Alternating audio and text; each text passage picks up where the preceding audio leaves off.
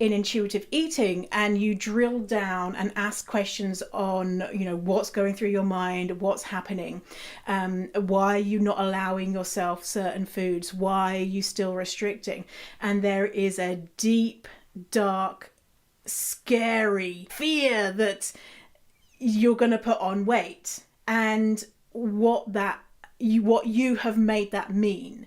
And so for me, if I think I'm going to put on weight, I'm just like, well, I'm a human person and I'll put on weight and I'll lose weight, and it's just, being human.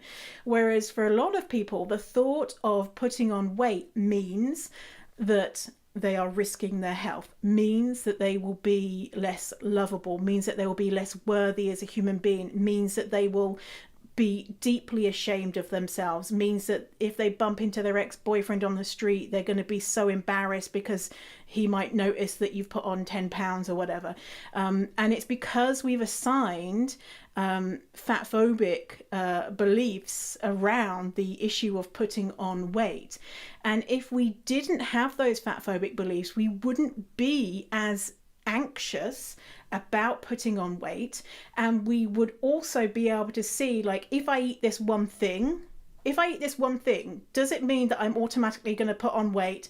And if it does automatically putting on weight mean that I am a bad person, mean that I'm greedy, mean that I'm whatever it is that you've assigned to it?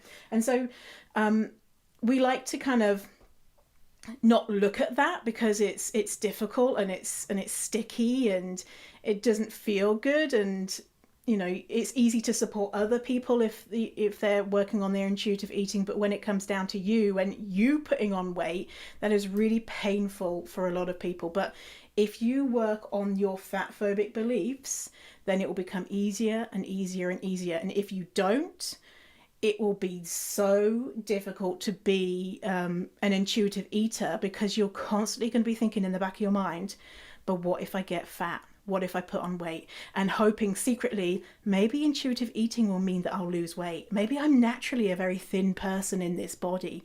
And it just really is a big stumbling block for a lot of people. And it's so powerful. Like, imagine you're there and you've got a decision to allow yourself to eat food.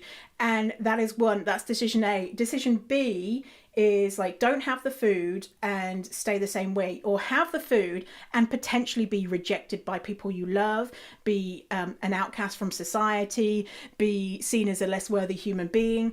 And so it's easy to see why people are like, I'm just not going to eat the thing, because we want to be loved and accepted and all that type of stuff. But the truth is, you can be loved and accepted and all that stuff while also having a bigger body.